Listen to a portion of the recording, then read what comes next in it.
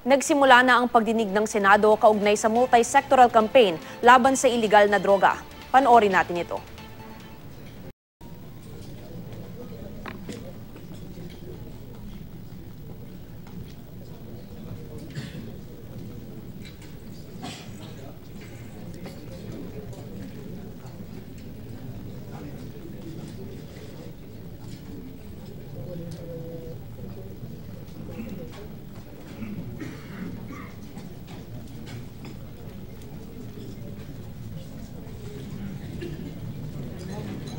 Your Honor,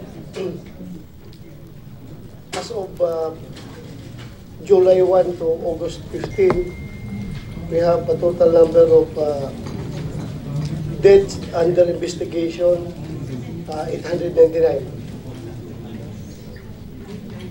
899 yung under investigation. Yes, ma'am. Na Death under vigilantes ang gumawa. Excuse me, I'd like to acknowledge the presence of Senator Ontiveros. Morning. Yung total number po of vigilante deaths.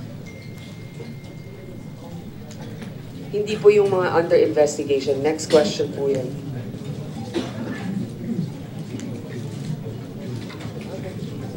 Yes, ma'am. This is we cannot really attribute this to vigilante killing, but they are found dead bodies under investigation. So ilan po yun?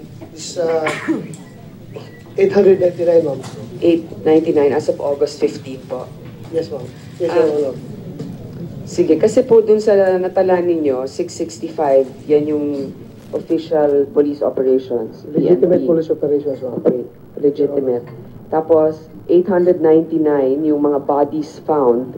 Yung mga natala naman po ng ibang mga pahayagan, parang umaabot na yung total natin ngayon na mga namatay dahil dito sa drug operations na higit kumulang mga 900. Hindi ko alam kung meron din kayong mga ganong klaseng pagkakita dito. Gusto ko malaman kung meron na bang mga kasong na isampa o ano na po ang estado ng inyong mga investigation ukol dito. Ma'am, all of these cases, ma'am, are classified as death under investigation. The investigation is still ongoing. No cases have been filed yet. No cases have been filed out of the, let's just say, unofficially 900 deaths.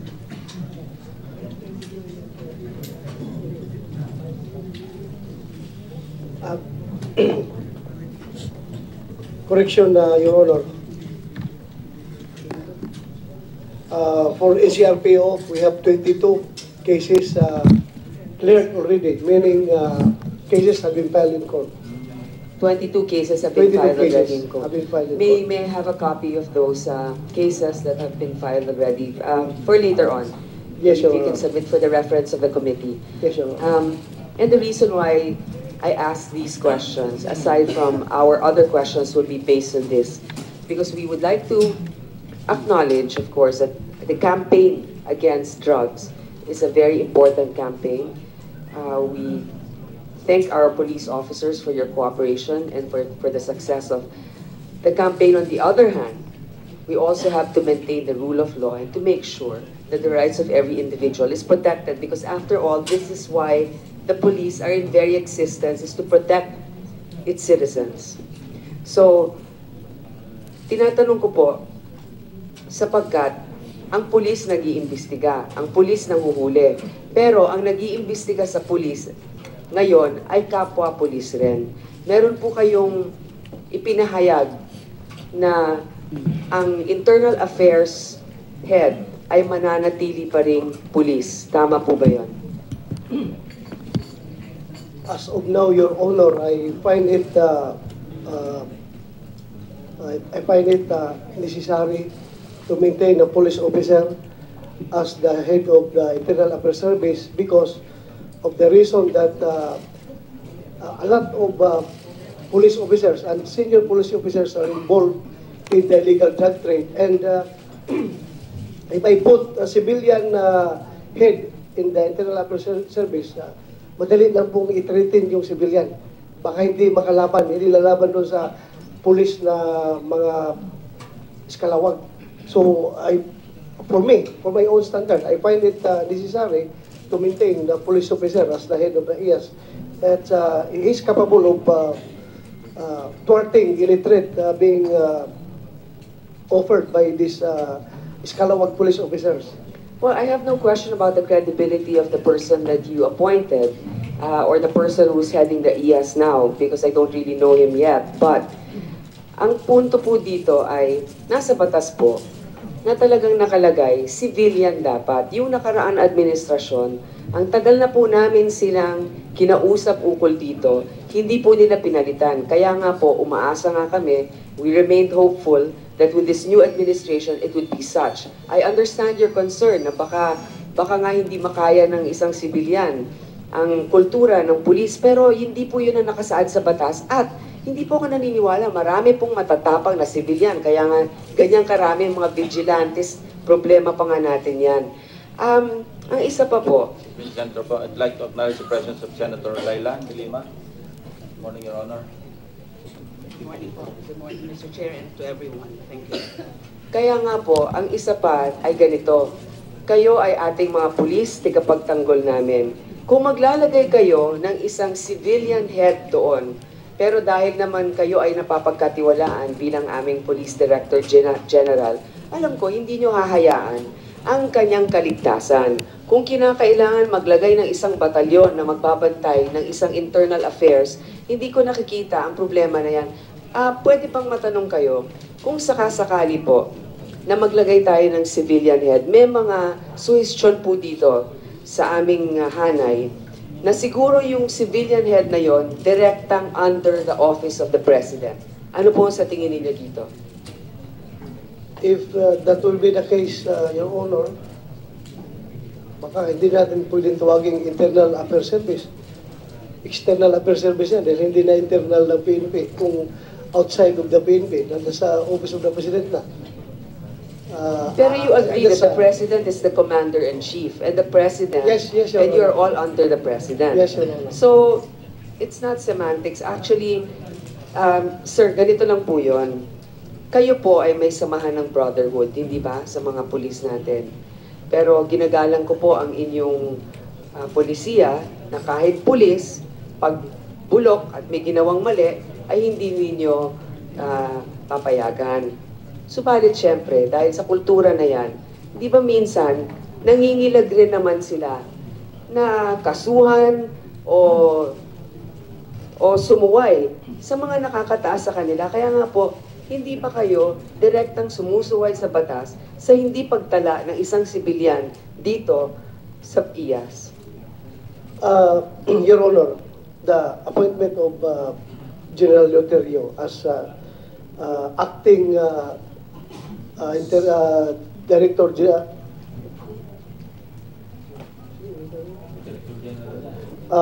Head of IAS is temporary nature.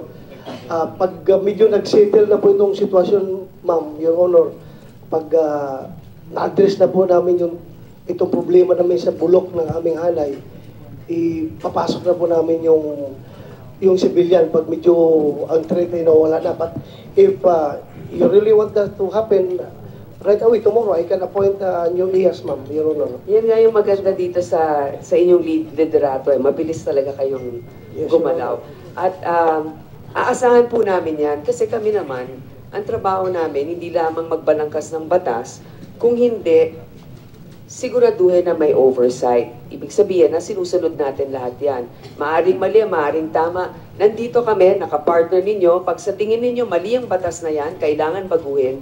Nandito din kami para ayusin yan. Pero bigyan nyo kami sana ng mga pangalan ng mga sibilyan or kung maaring tumanggap rin kayo na aming suhestyon, hindi naman ninyo kailangan tanggapin, pero ng mga taong may kredibilidad, may tapang, merong malasakit sa inyong hanay na maiintindihan ang inyong mga gagawin. Ito po ipinasa sa akin ng ating chairman na yung Organization, National, Regional, and Provincial Office of the Internal Affairs shall be established. Internal Affairs Service shall be headed by an Inspector General who shall be assisted by a Deputy Inspector General.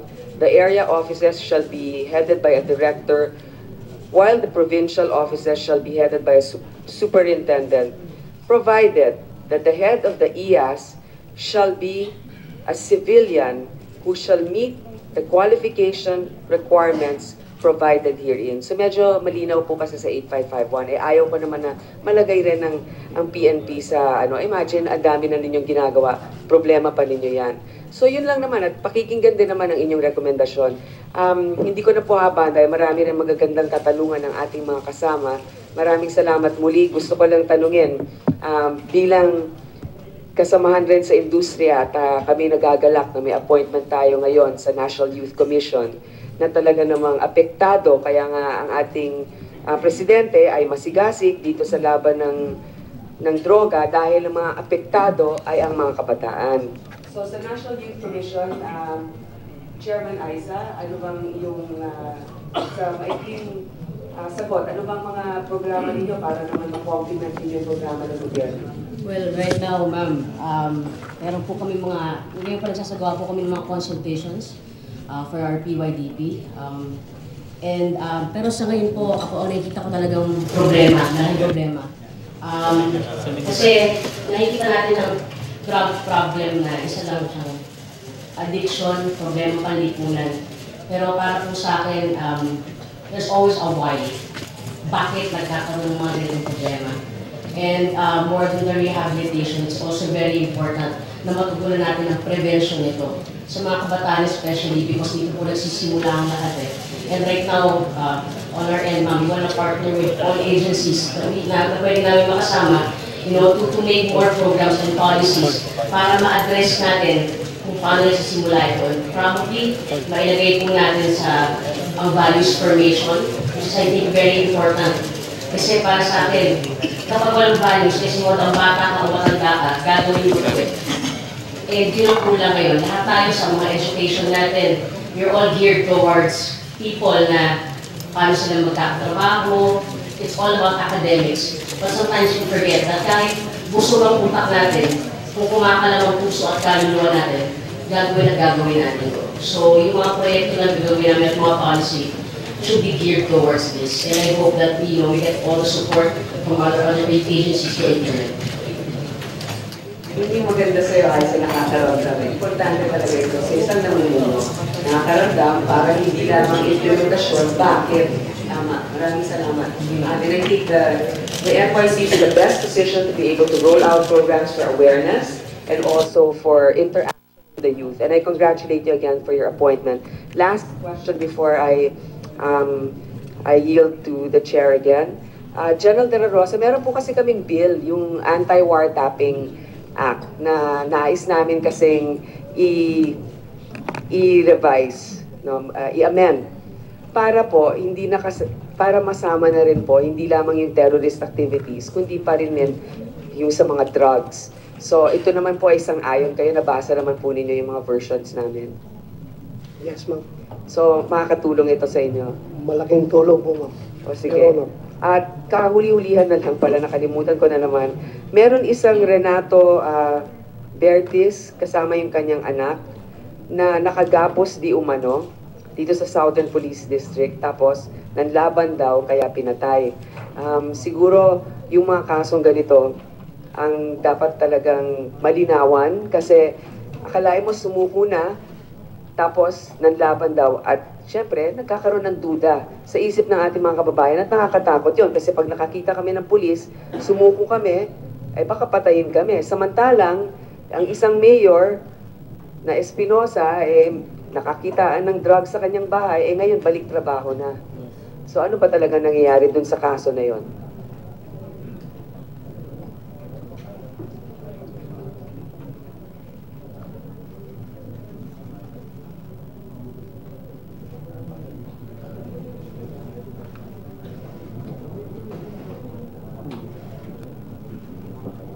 Your Honor, may I ask the Regional Director of NCRPO to answer your question?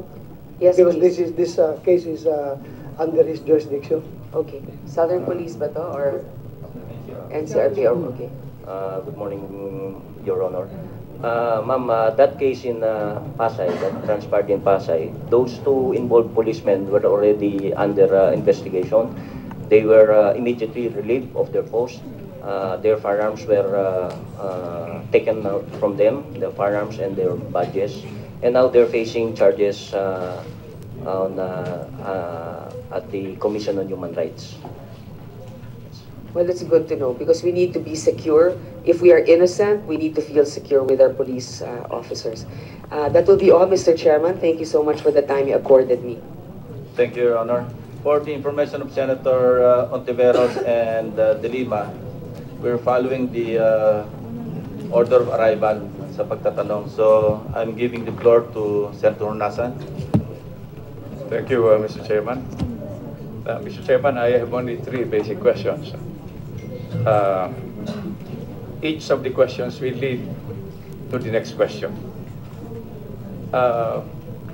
I would like to ask what the relationship is on the ground nung present na implementing agencies natin. No? I'm talking about PIDEA, yung Philippine National Police, and of course yung Dangerous Drugs Board. So, what I will do is, Ronald, no? Since ikaw yung, by the way, congratulations. Since you are the most visible, I will ask you, nagkikita-kita ba kayong tatlo or your representatives? Is there a mechanism para nagko-coordinate kayong tatlo? Isama na natin yung NBI, si Director Dante. Sir, as Your Honor, as far as the director of PDEA is concerned, almost in a daily basis, nagtitext kami, nagtatawagan, or minsan sa akin po siya nag-breakfast, Your Honor. At palagi kami nag-uusap. Sir? Sino nagbabayad ng breakfast?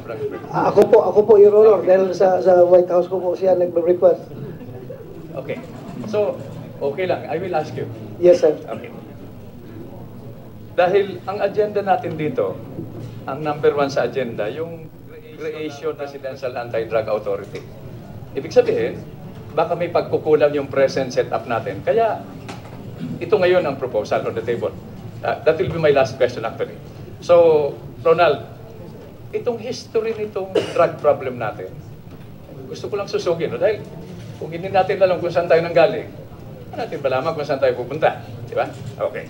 Hindi naman ito yung natulog tayo kagabi. Paggising natin kanina, ngayong umaga, biglang may drug problem na tayo. Di ba?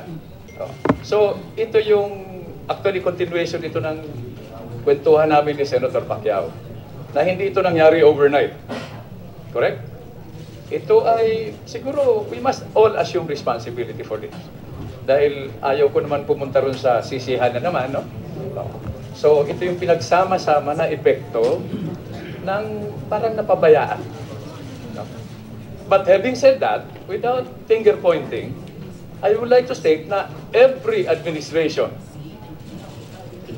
na maalala natin had an opportunity to do something about this. Is that an accurate statement? Yes, Your Honor.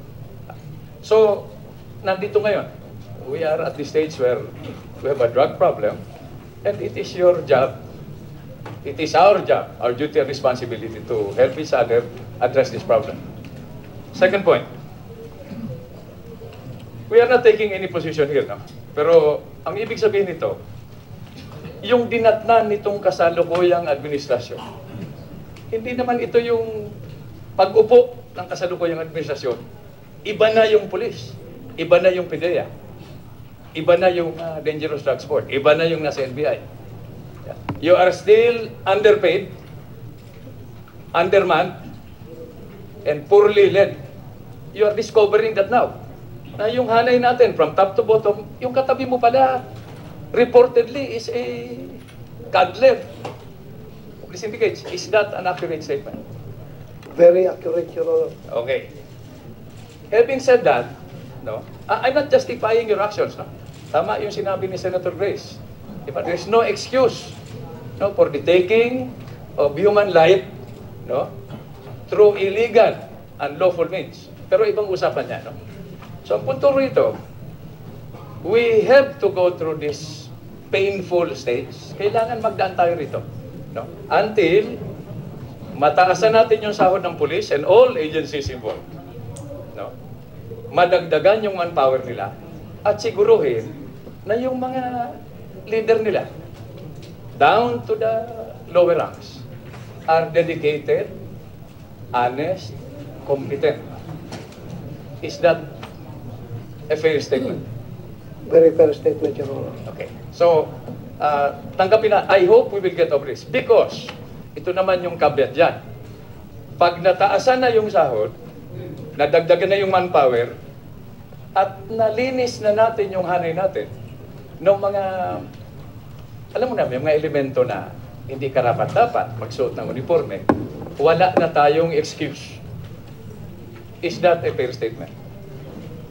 Yes, Your Honor. But I would rather state that ang pulis, kahit na taasan mo ng sweldo yan, kung talagang sindikato yan, magsisindikato talaga yan. Kahit naman walang sweldo yan, basta nasa puso niya yung kanyang sworn duty na to serve and protect. Kahit wala akong sweldo, makipagpatayan ako kung sinong makipagpatayan sa akin kung talagang at stake na yung sitwasyon ng ating bansa. Yan po ang katotohanan, Your Honor. Well, since you are the Director General of the Philippine National Police, your committee has to believe you until proven otherwise. Okay? So, Thank you, Your Honor. Okay, sinasabi ko, we will give you the benefit of the doubt. But at a certain point in time, when we have run out of excuses, then we go back to the Constitution. No? Article 3, the protection of life, liberty, and property. Okay? That's our primary. Yung Bill of Rights. Actually, sinisimula ko ng basahin at ulit-ulitin para maintindihan natin yan. No? My last question is, you may answer this, you may give us an idea of your submissions dahil ang nag-submit pa lang, yung PIDEA, ng position paper, written, no? DOJ and FBI. Okay. You can articulate your position, no? Describe it, para we can put it on record. We'll be reading this anyway, or you can leave it as it is. But again, second guessing our chairman, we will expect the same submissions from every resource person that is appearing before this committee. Yes, Your Honor. We have our copy of our inputs and we'll submit that later, Your Honor. Okay, is that the same for DDB, Secretary Rojas? Meron kayong submission dito? Hindi. DDB, no submission. We have submitted, sir. You have submitted? Yes, sir. But we don't have it in front of us. Anyway. We have not received your position paper. We sent it by email, sir, and hard copy. Okay, Secretary Rojas, you want to articulate or give us a bird's eye view of your submission on, doon na lang muna, no? We have been advised with Chairman na everything will emanate from the restructuring of our anti-drug crusade. So, can you describe to us what you submitted? As far as Senate Bill number 3 lang is concerned. Sir, first of all, we appreciate the efforts of the Committee on Public Order and Dangerous Drugs, especially Chairman Senator Panfilo Lacson, for inviting us over. And this would be a good opportunity for us to explain our policies and procedure and our submissions to the committee. First, in general, we support the proposal to have a PRADA or anti-drug agency basically merging the PIDEA and the Drug Enforcement Agency. At in this case, mas mabilis po sir yung action. Dahil right now, before the Dangerous Drugs Board can implement and draft a policy, we still have to meet the board of about 17 members. Then we have to discuss before we have the final policy and to be implemented by the law enforcement agencies. So, in short, yes, sir. I just want to, Mr. Chairman, no? So, Secretary Rojas, no? What you are implying is, padaanin na natin to sa technical working group, pag-usapan natin yung mga conflicting provisions, and then we come up with a first draft. That's right, sir. But basically, you agree with the creation of the PRADA. Yes, sir. We only have some minor suggestions, but basically, in general, we submit to the proposal. Mr. Chairman, can I go to PIDEA? Yes, Your Honor. You agree? Well, we appreciate the the intention and purpose of Senator Soto for the creation of the Presidential Anti-Drug Authority, or PRADA. However, we strongly believe that it's more prudent to retain the present setup and just strengthen PDEA and name as the lead agency and name Presidential Drug Enforcement Authority.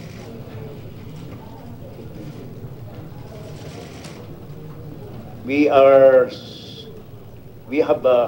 submitting our position papers in detail, but may I just mention some salient feature of these suggestions that we are submitting. On Section 1, the name PDEA, or Philippine Drug Authority, instead of the proposed PRADA, or Presidential Anti-Drug Authority, is recommended. First is of the name recall. PDEA is existent for 14 years already, and it has been in the forefront in the fight against drugs. So it is synonymous to anti-illegal drug campaign. And then secondly, on Section 3, the following are our comments and recommendations. Excuse me. It may just give you some comfort, kasi I received a text from Senator Soto, para lang komportable ka. Yes, sir. Sabi niya, yung bill niya, sabi niya, is open to amendments and brighter ideas. So just articulate freely kung ano yung gusto mong isabihin dito to improve yung bill o yung panukalang batas ni Senator Soto. He doesn't mind. So sige lang. Okay, so Sid, para spare you the agony of commenting on the other sections, no? Yung pangalan, malaking issue ba ito? Yung sinasabing name recall? I will say yes, sir. The reason is for several years we have been the lead agency in as far as the illegal drug campaign is concerned, and yung coordination namin with the other agencies involved in this campaign, we have been using the name PDEA. It's synonymous already to anti-illegal drug campaign of the government, sir. By the way, no, I just wanted to add, importante yung input ni Senator Soto, the principal author, no? Yes, sir. Dahil you will be the one implementing this. Diba? And when you implement this, we want you to go all out to implement this. That's right, sir. Pangalan lang yan, pero big issue sa inyo. We change the name. And Senator Soto is agreeing to that. Anyway, that's so right, but basically you agree with the concept. Yes, sir. The concept, yes, okay. Your Honor. Okay, thank you. And of course, may I just mention, sir, about because it mentions the abolition of the PDEA as an agency. But we are recommending, of course, it's in our position paper, that PDEA will be retained as the functions and the responsibilities, the authority, the power of the present PDEA agency will be retained as part of that enforcement bureau that he mentioned under that PRADA, because it's already functioning very well, Your Honor. So I suggest that it will be retained as an enforcement arm of the authority. Okay, yes, we understand. Hindi naman dahil sa hindi original yung PRADA. Okay. Okay. Now, Mr. Chairman, let me go to Director Dante and Yusek Erickson. No? Permission to interject, Sir Vice Chairman. Gusto ko lang malaman kasi medyo confused ako kung ano yung working relationship between DDB and PDEA. Kasi para may overlap ang inyong mga functions, di ba? You're also dealing with policy. DDB is of course policy, di ba? So ano ba, how do you work together? Of course, DDB came first before PDEA, di ba? So hindi ba naging, for lack of a better word, irrelevant yung mandate ng DDB noong lumabas na yung PDEA? Kasi hindi ba nagkakaroon ng conflict? Of course, madali sabihin, you can easily understand each other, pero ang problema sa functions. So I want to hear more on the working relationship between DDB, which is 17 board members, and PIDEA. Please. Sir, I think there's no problem with coordination by DDB and PIDEA. Sa office pa lang, sir, first, second floor sila, kami sa third floor. So, wala naman sir problema dahil legal drugs is a multifaceted problem. So it has to involve with Department of Health, law enforcement, social economic problem. So we have to task these agencies to formulate an accurate anti-drug policy. So there's no problems on the ground. We also do not interfere with operations on the ground because that's the work of the law enforcement agencies. We get regular reports from them. Based from the reports, pinag-aaralan sir namin how to go about, how to improve the illegal drugs operation. For example, sir, yung latest effort namin on how to deal with drug surrenderers. Right now, it's about 600,000 na sir. So, kulang lang, 44 lang yung drug rehab centers natin. So, anong gagawin natin doon sa maraming drug surrenderers? So, we are drafting a policy, sir, kung we're teaching the Drugs Abuse Council kung anong gagawin doon sa mga surrenderers na hindi naman drug pushers, walang standing warrant of arrest, na hindi naman kailangan ng confinement. On most probably, pwedeng counseling lang, sir, or outpatient program. Mr. Chairman, Secretary Rojas, well, we'll not go into details, no? But historically, you and I know, no? And we get inputs from the former chairman of the DDB, no less than our majority floor leader now, no? That as a policy setting mechanism, the Dangerous Drugs Board, the news, the information we're getting is not very encouraging. We have gone through a stage where bihira mag-meeting. Noon, magmi-meeting, kukunti nga atin. Puro representatives. As if, that's what I mean when I ask the first question, the history of our drug problem. So, if it's not broken, why fix it? But apparently, we need to take a second look at this because apparently the mechanisms are broken. I'm just putting that on record para, we have no time to, okay? So, let me go back, Mr. Chairman, with your provision finally, to NBI and DOJ. You have separate position papers. Basically, either Yusek Erickson or Director Dante can answer this. Agree or disagree with Prana? Thank you, Senator Greg Honasan, sir. Good morning to all the senators here. My former boss, Ma'am Dilema, of course, the new Senator Tideros, of course, Senator Sir Ping, Idol Manny Pacquiao, and Ma'am Nancy Binay. First of all, Sir Greg, I feel privileged to be here with you tonight, today.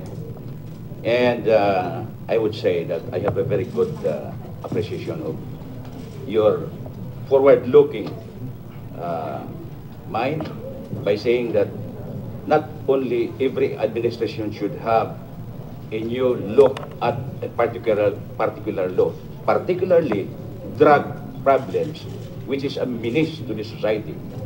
I would say that it has not only every administration should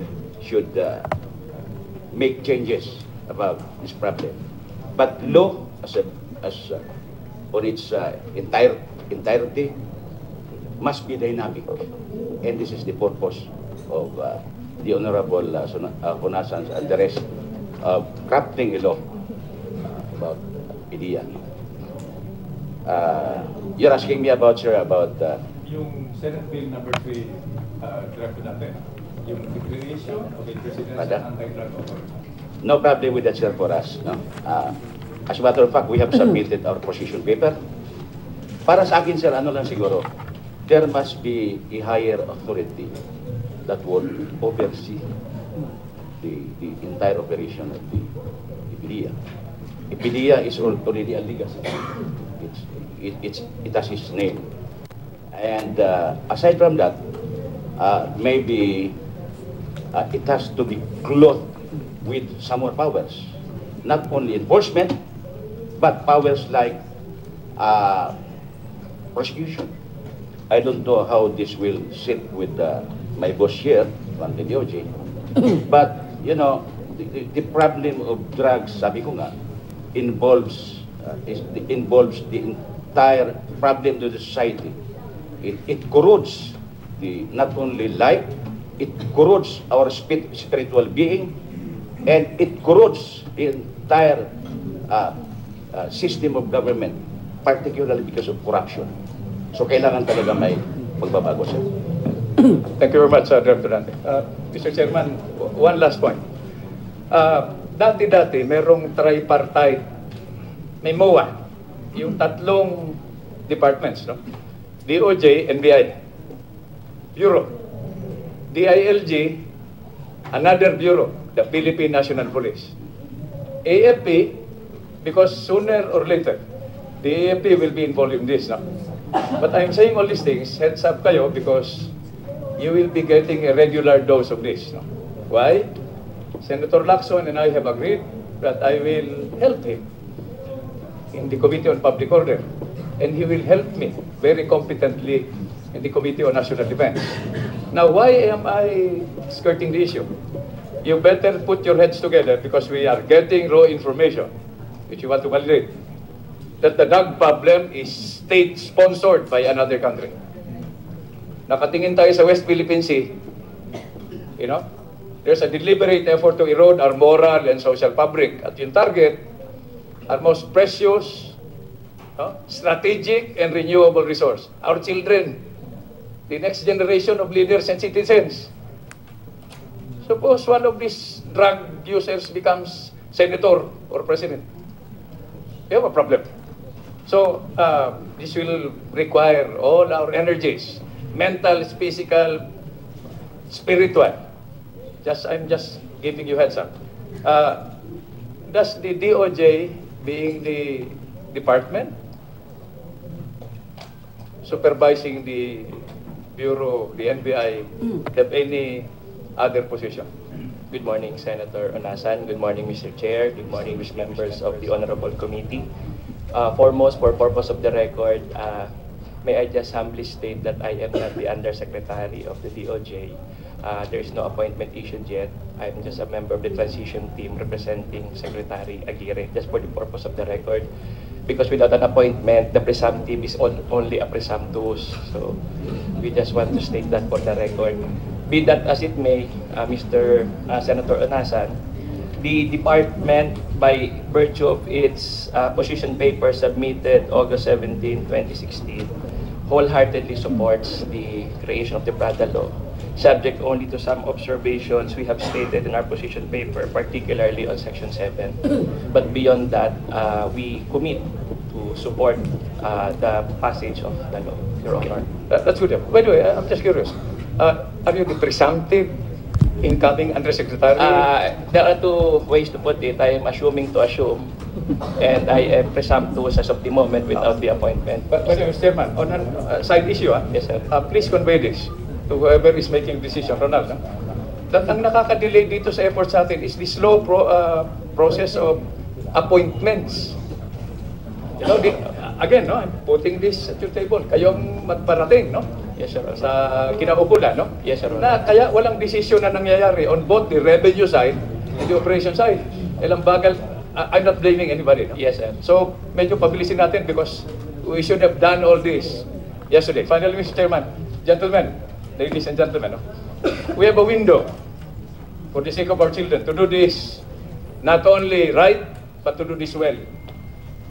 All hands tayo rito, and I think the chairman, you should expect maximum cooperation from your Senate committee. Thank you, Mr. Chairman. Thank you for your insights. Thank you, Senator Onasan.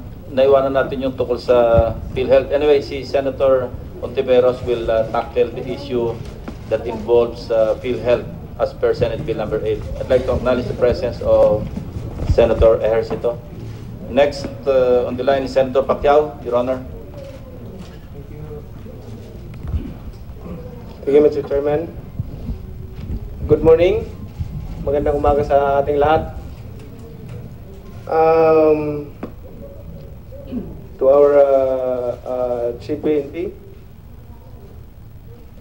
Alam nyo, before this administration, I've been spending my own money to fight this illegal drugs. No, gumagastos ako ng malaki para lang tulungan ang ating mga kapulisan sumpuin yung illegal drugs na yan. At gusto kong malaman kasi doon sa aking mga datos din, may sarili din akong datos. Actually, pwede kong ibigay sa iyo, General, yung mga clippings ko doon, iniipon ko, ang dami na, no? Yung mga files ko doon dahil yung mga pinahuli, hindi ko naman pinapatay, kundi pinahuli ko lang dahil namiminsala ng mga kabataan, no? Hindi pa ako umabot doon sa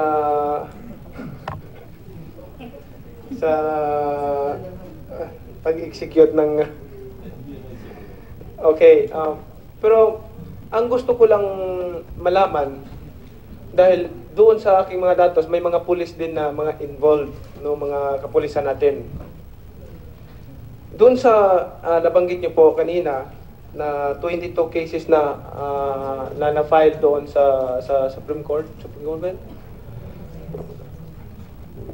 Ilan ang mga pulis na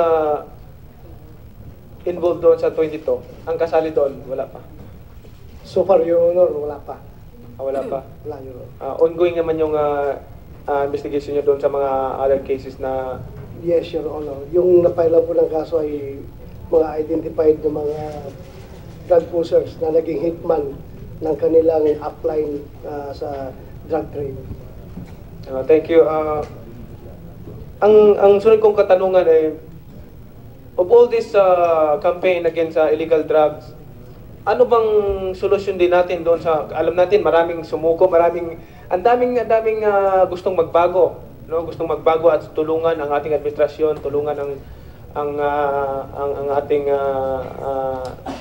tulungan kayo na pagandahin ang ating bayan.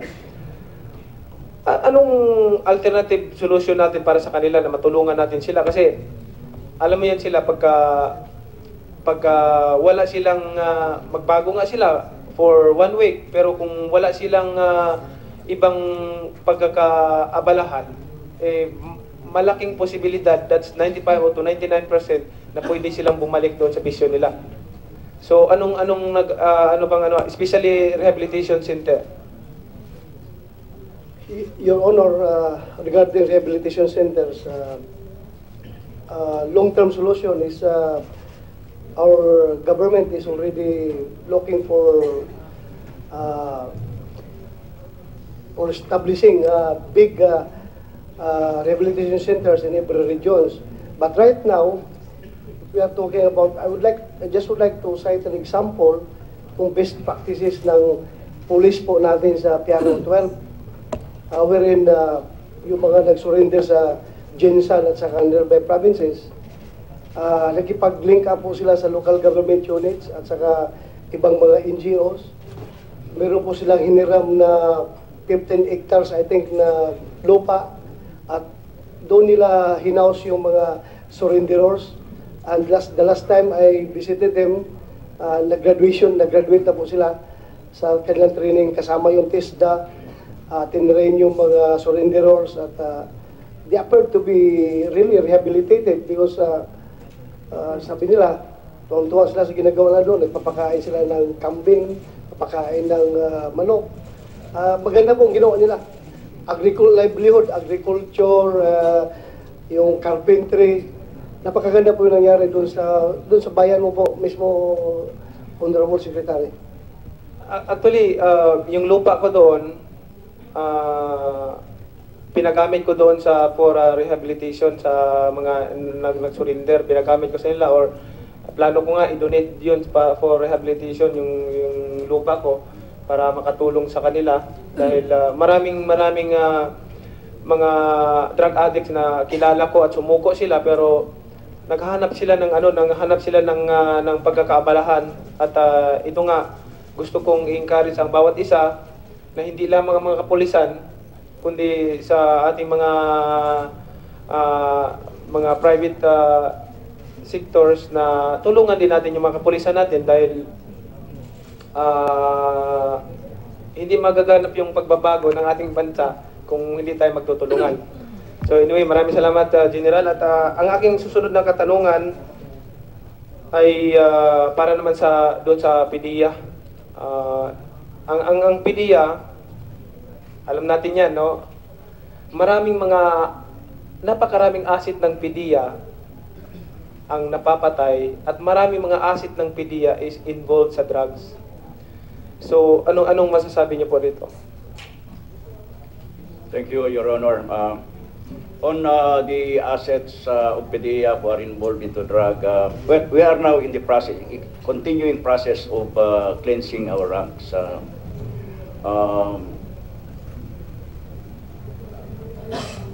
When you say asset, Your Honor, are you referring to yung mga agents? Yes. Yeah, we have received a few reports against our agents, but we are in the process of having this addressed, Your Honor. We are not in the practice of hiring or getting assets as a matter of policy of PDEA. But we accept, we develop yung mga informants or mga informers that helps the PDEA in our operations, Your Honor. Kasi nangyari kasi sa amin, gusto ko lang ikwento sa inyo po yung pangyayari. Kaya ako naisipan kong bumuo ng private group para makabuo ng information, tapos saka ko i-inform ang mga pulis para bigyan ng mahuli. Ang nangyayari, nung kausap ko yung mga taga-PDEA, pag may information na natatanggap ko, tapos sila ang pinautusan ko, pagdating doon, ang resulta wala na yung target, wala na yung mga so, kumbaga, maraming kasi lagi nating nakikita sa TV, lagi natin yung mga PNP, pero marami, alam mo, ang dami diyan sa PDEA member na involved sa drugs. Gusto kong, kasi hindi na mabalita pero sila ang, sa tingin ko sila ang grabing involvement sa pagdating sa drugs. Thank you, Your Honor. We will appreciate if the Honorable Senator can furnish us information about that. As I've said earlier, our program in cleansing our ranks is a top priority, is as a priority as that in our supply reduction, Your Honor. In fact, we have several PDEA agents who have been already dismissed from the service. When we receive information, and then we work on this information and found them to be positive, Your Honor. Thank you. You know, I've been helping PDEA, PNP since before to help them to fight against illegal drugs. Hindi ko na siguro isa-isahin yung ginawa ko na pagtulong sa kanila, pero gusto ko kasi unfair sa mga PNP natin, puro mga pulis ang nasa sa laman ng dyaryo, laman ng TV, pero behind that, sa tingin ko mas maraming involvement ang PDEA sa pagdating sa drugs. Siguro this time kasama niyo ako sa pagsugpo sa droga sa Pilipinas dito sa ating bansa. Siguro aksyon na natin 'yan dahil diyan lumalaki ang ulo ng mga civilian dahil ang sinasabi, alam niyo bang sinasabi ano ako ng PDEA So parang ginagamit yung pangalang PDEA para sila malayang makapaglako ng droga sa ating mga kabataan. Yan ang nagiging problema natin. Gusto ko ma-address yan, Director. Yes, Your Honor, and again, we will appreciate it very much if you can furnish us those information, because high on my agenda is the cleansing of the ranks of PDEA. If you will remember, the President himself, no less, even mentioned of the abolition of PDEA. And so we are now, I would say we have improved a lot on this, and during my visits to our regional offices, I will always mention about that, the correction of that image of PDEA, because so many are using the name of PDEA, because when you say PDEA, it connotes that authority against illegal drugs. That's why I always tell my men and women in the field na if there's somebody among you that you hear that he is doing misbehavior, then we ourselves shall correct that companion, that fellow member. Dahil kasi pag sinabing pag may gumagawang isa, hindi naman sasabihin si Mr. Juan de la Cruz ang gumagawa niyan, kundi PDEA agent or PDEA asset. That's why the PDEA name is dragged along the line. So that's why I made it a priority program under my administration, Your Honor. And thank you for bringing that out. Maraming salamat. Alam ko pong bago lang kayo dyan sa posisyon niyo na yan. Gusto ko pong malaman kung ilan na po ba ang datos natin o bilang na nahuli nyo about sa na-involved sa droga. Gusto ko pong malaman.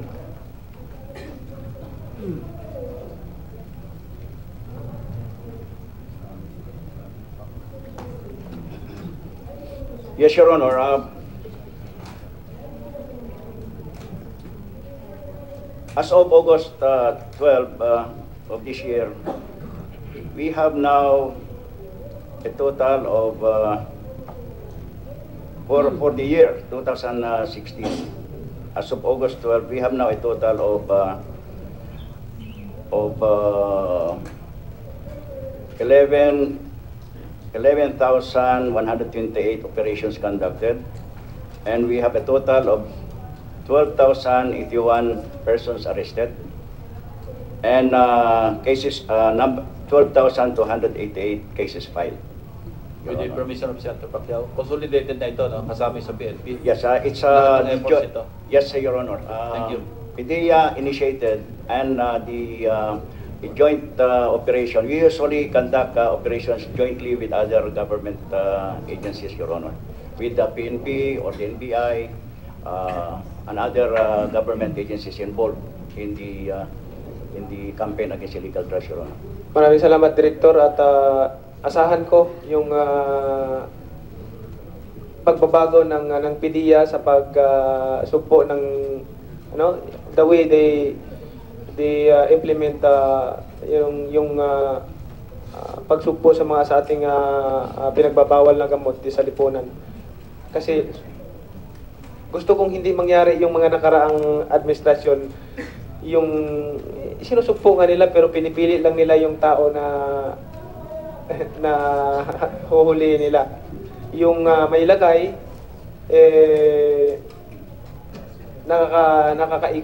nakakaikot. So, yan, ang dami kong alam na mga na ganyan dyan sa ahensya ninyo. So, gusto kong tiwala naman ako sa iyo dahil nilagay kay ni President Duterte dyan dahil tiwala siya sa inyo. So, gusto kong gampanan ninyo ng gusto yung trabaho ninyo para masugpo yung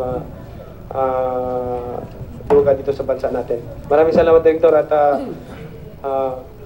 last, Mr. Chairman, gusto kong itanong din doon sa ating alam nyo, karamihan na na-involved sa droga ngayon ay ang ating mga kabataan.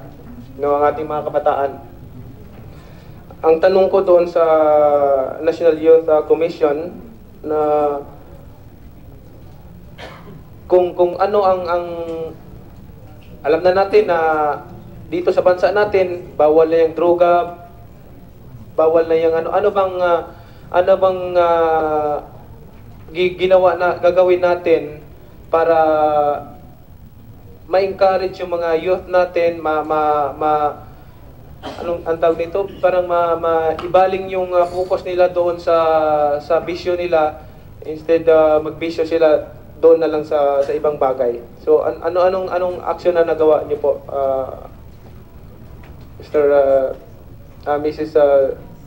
Mr. Sigera? Senator Pacquiao. Hindi mo ako misis. Actually, naniniwala po kami sa National Youth Commission that ang drug problem po ay twofold po yun. Ang isang parte ay in-action na po ng ating Philippine National Police. Ang isang parte ay po dapat pagtulungan ng National Youth Commission, the Department of Health, DSWD. Actually, sana po nandito ng Department of Education. Kasi para po sa akin, napaka-importante ng edukasyon. Hindi na po edukasyon ng mga nasa eskwela natin mga kabataan, pero most especially our out-of-school youth. So ako po, naniniwala po ako that we should create more programs, no? Programs para ma-address natin ang mga out-of-school youth natin, magkaroon ng mga training, mas maintindihan nila. And regarding, of course, I just read something na ang addiction daw po, asset from DOH, ay isang mental health issue na. So yun din po, gusto rin po namin makipagtulungan sa Department of Health para talagang yung pagsugpo natin sa droga ay multifaceted. Hindi lang po ito dahil sa kahirapan or other things, but I believe that drug problem is a mental health problem that dapat talaga ay society ang gumagamot. Hindi kaya ng pagsugpo lang ito. Kumbaga, ang role ng PNP ay nandiyan po sila para sugpuin yung mga organisasyon at mga sindikato na kumbaga gumagamit ng kahinaan ng mga may mental health problem na ito. Pero, ano ang gagawin natin? So sa NYC po, like yun, nag-create po kami and we're pushing for the Enhanced Social Protection Framework. It's to push for the social safety net. We shall provide mechanism and urgent responses to the needs of vulnerable youth groups. And the Commission will also push for social welfare interventions. Na mas ito po ay yung preventive measures. Kasi po, para sa akin naniniwala ako na sa kahit anong pang sakit, kahit anong pang problema, prevention, di ba? Yan ang pinaka-importante, is better than cure. And isasama po namin yan lahat sa Philippine Youth Development Plan para sa susunod na 2017 to 2022 na aming inaayos. And ako po bilang galing po sa sektor ng arts and culture, naniniwala po ako na napakalaking bagay po ng arts and culture sa paghubog po ng isang katauhan. Naniniwala po ako na kung maibaba po natin ulit ang arts and culture sa mga kabataan natin, kung kaya natin i-bring down to sa barangay levels natin, na ika nga kung ang bawat barangay may basketball court, sana meron din tayong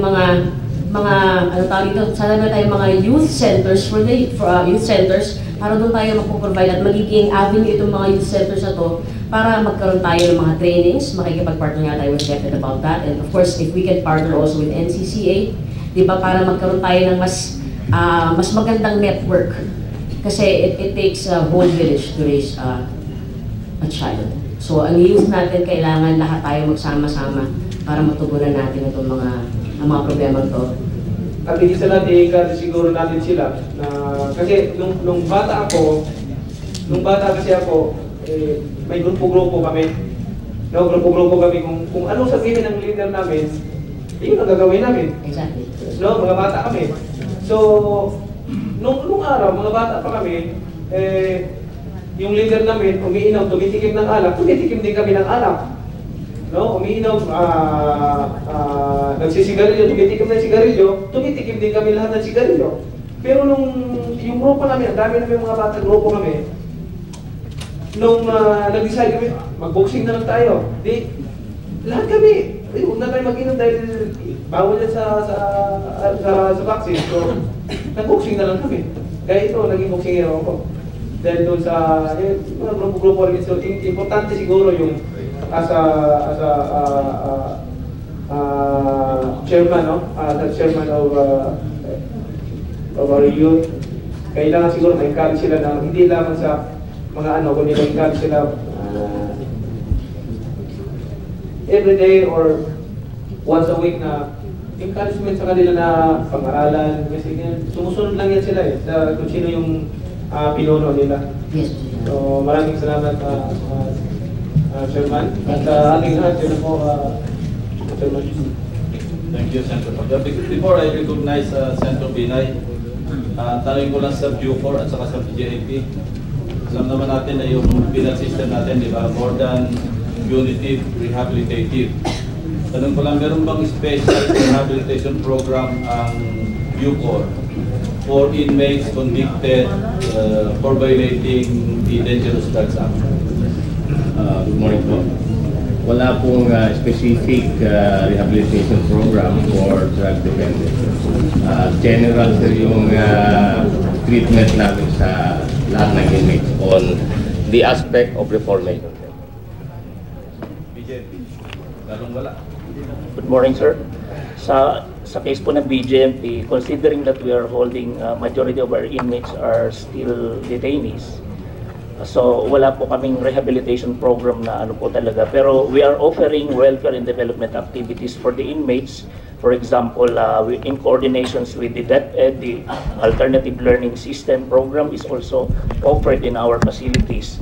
Sa TESDA po yung mga technical programs, education trainings, and also we also have this behavioral shaping activity, yung therapeutic community modality program, na pwede rin po ngang i-adapt namin doon sa community, especially doon sa mga nag-surrenders na drug dependents.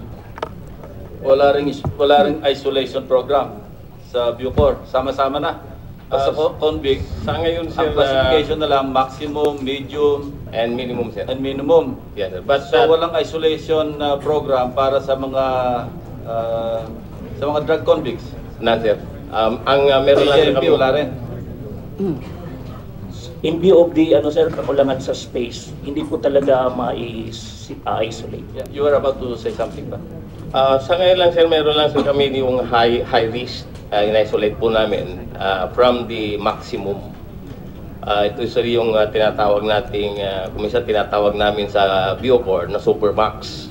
Ito po yung Building 14 na composed of, most of these inmates numbering 54 ay involved po sa illegal drugs sir.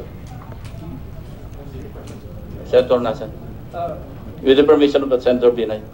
Mr. Chairman, to Rolly, no? And Jun, can you furnish your committee as far back as you can record, no? Broad strokes. Nakakailang raid o halughog na ba tayo sa NPP? Okay? Yes, sir. Don't answer that now. No? It must be a comprehensive report.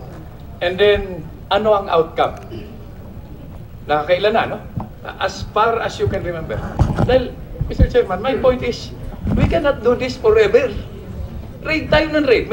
Something must be wrong. Diba? So I go back to history. How many raids have been conducted as far as you can remember? Or let's say last 6 years. Ganun na lang. No? And then, ano ang outcome? And then, ano ang ginawa after the raid? Because almost on a daily basis, no? Or weekly basis, may nire-raid. May na-uncover. The same materials, cell phones, deadly weapons, drugs, television sets, high-tech. Paulit-ulit, there must be an end to this. Thank you, Mr. Chairman. Thank you, Senator Nasan. Senator Binay. Thank you, Mr. Chairman. Magandang umaga po sa inyong lahat. Secretary Rojas, kanina po nabanggit nyo na may 600,000 ako na nag-surrender. Ano na ho yung estado ng mga taong ito?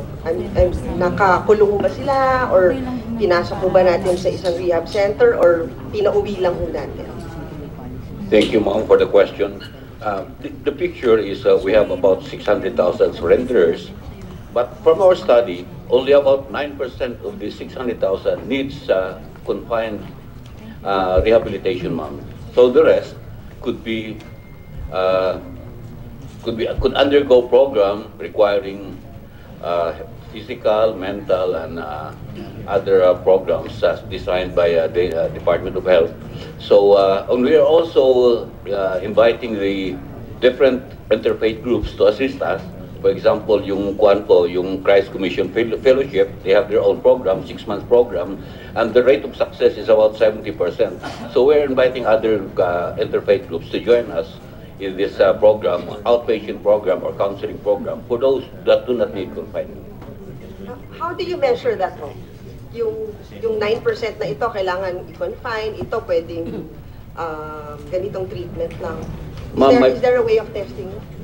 Ma'am, may program po ang DOH to determine alin po dito ang kailangan ng confinement, alin dito ang pwedeng outpatient program.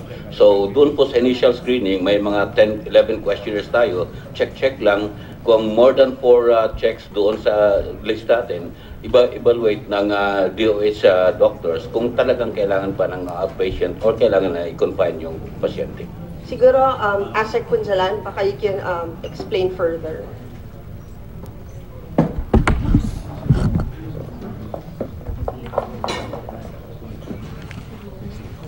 Thank you very much po. Dr. Elmer Punzalan po, Assistant Secretary, Department of Health, in charge of the Dangerous Drugs Abuse Prevention Control Treatment Program of the Department of Health.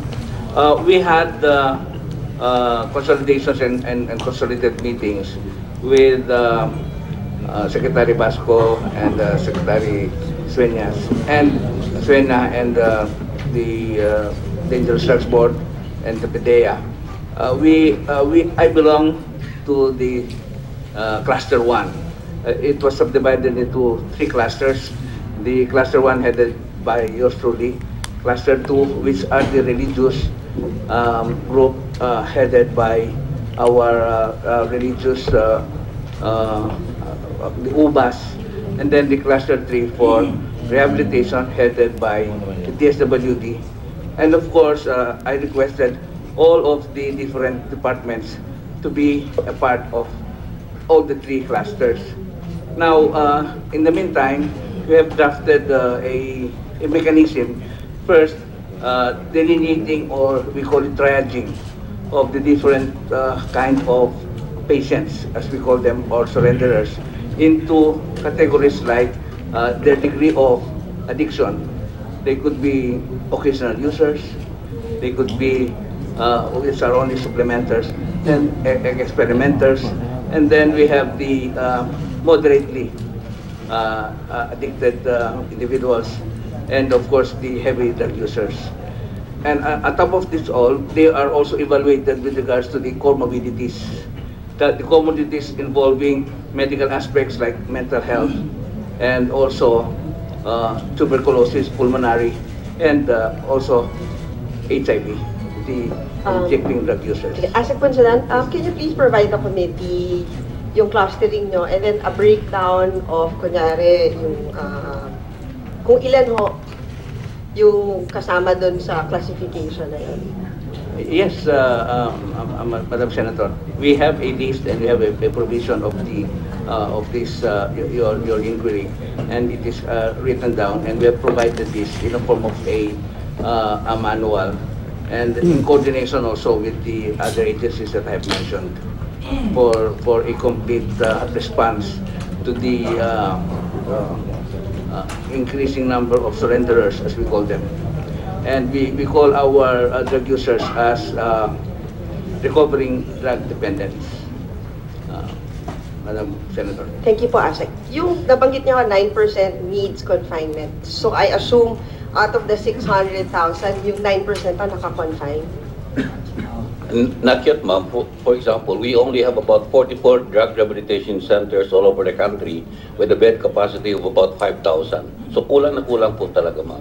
So the President has instructed to put up rehabilitation centers doon sa mga military at PNP camps na kung saan pwedeng magtayo na may space pa, and they will allocate funds for this purpose. Yung 44 government run rehabilitation centers? Government, ma'am, and privately run. So yung 44 government and private? Opo, yes. So ilan ho yung government, ilan yung private? 15 for the government and for the rest are private, ma'am. 15 ho yung government? Yes, ma'am. And saan ho naka-spread out yung 15 na to? It's all over the country, ma'am. We have a list there. We can submit to you the location. Submit, Yes, Secretary. So sinabi nyo 5,000 lang yung capacity ng 44 drug rehab. So what happens dun ho sa nag-surrender na kailangan ng confinement? Nasaan na ho sila ngayon? Well, for the meantime, ma'am, yung walang warrant of arrest, walang tactical information na kailangan, bumabalik po doon sa area nila. They will be monitored by the drug abuse councils in their respective areas, and they will also undergo a program drafted by DDB and the Department of Health. Sa experience niyo ho ba, how successful is rehabilitation? That's a tough question, ma'am. From our records, the success rate of our rehab program, yung confined, ma'am, that's about 24% lang ang success rate natin. So kumbaga 24% lang ho talaga yung talagang kumbaga nakaka-recover from the addiction?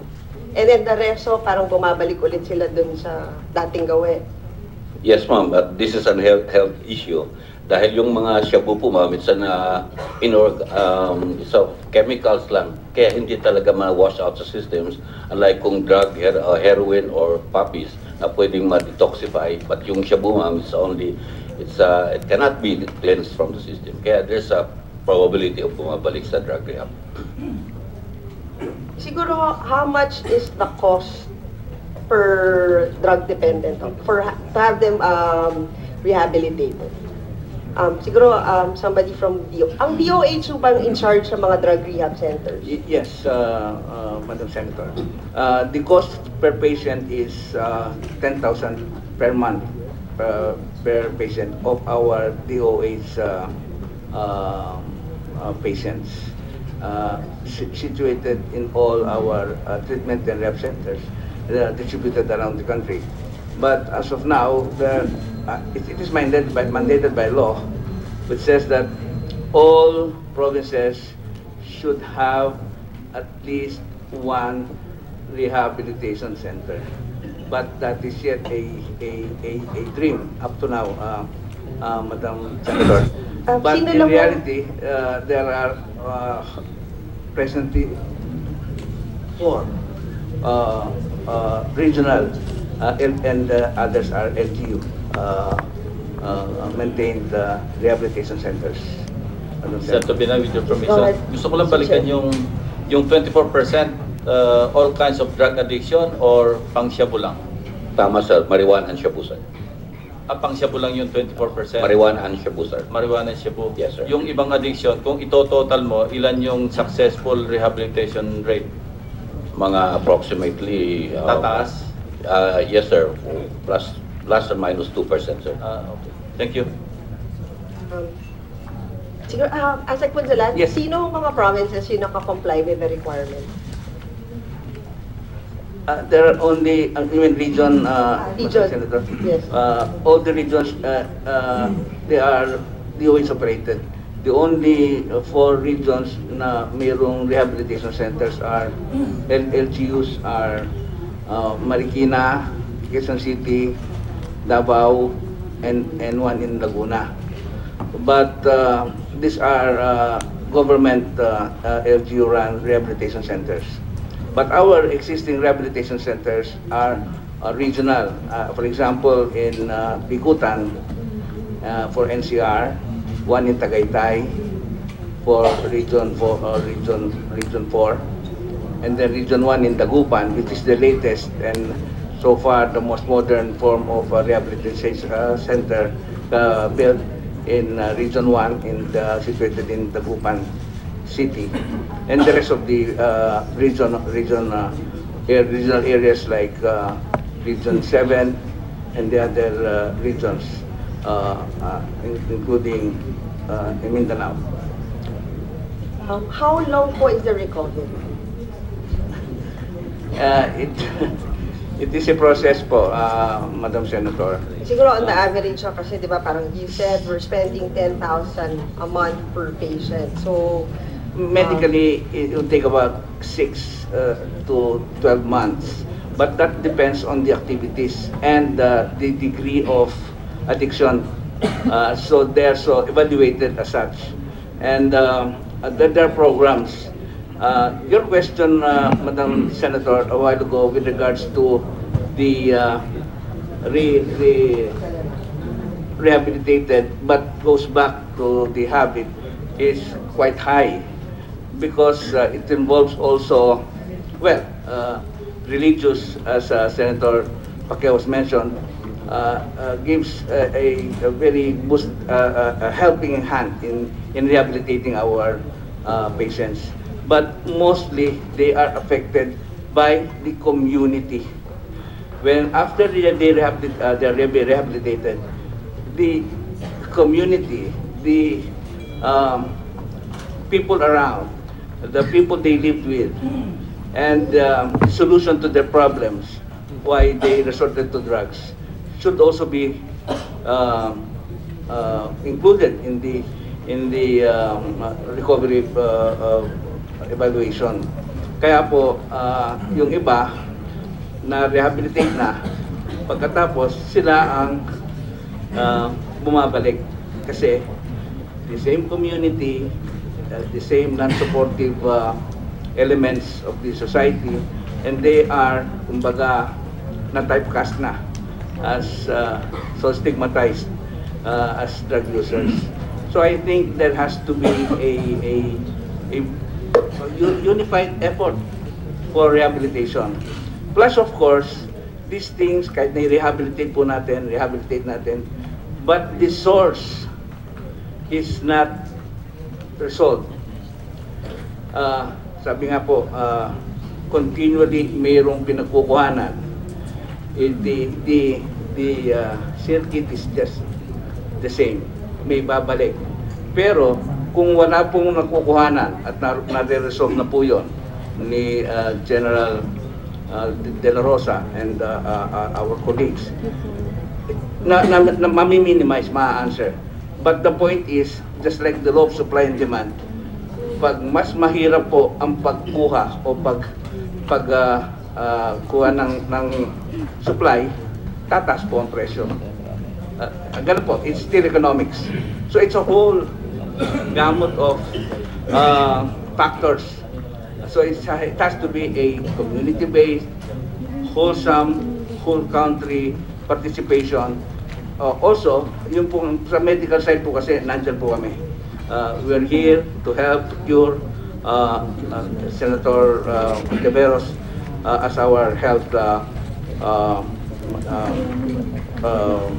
leader in the Senate. Be good, but it has to be a concerted, like for example, after ng rehabilitation, saan sila pupunta, we have to coordinate with TESDA, yung availability of skills development, yung may babalikan sila.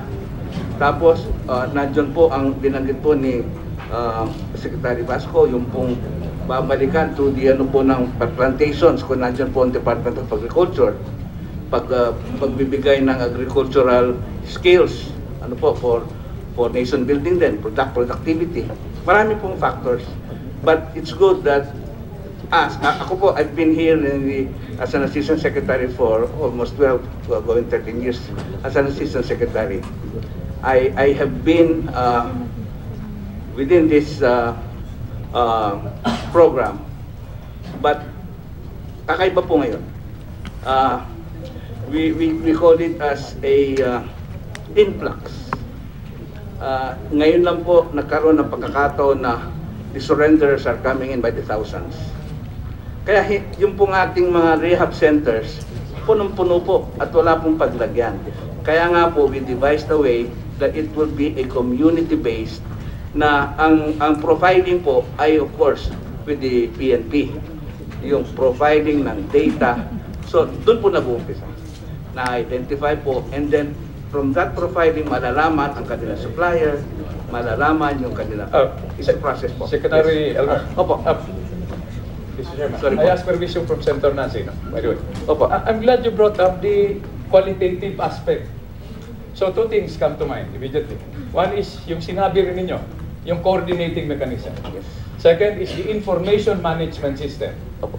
That should be a function of coordination. Yes. Because the question, nagbulungan kami kanina ng ating chairman, what do we do with these thousands of human beings? We watch the president on television. He's now considering placing some of them in military camps. And we could empathize with the agony. And when our president is worried, everybody should start worrying. So my point really, no, and I'm glad you brought that up, because every time, Secretary Pipes, no, every time we ask for data, you give us numbers. I mean, that's the quantitative dimension. What we want to know is where these people are, how they are. Hindi yung how many, how they are. Are they still alive?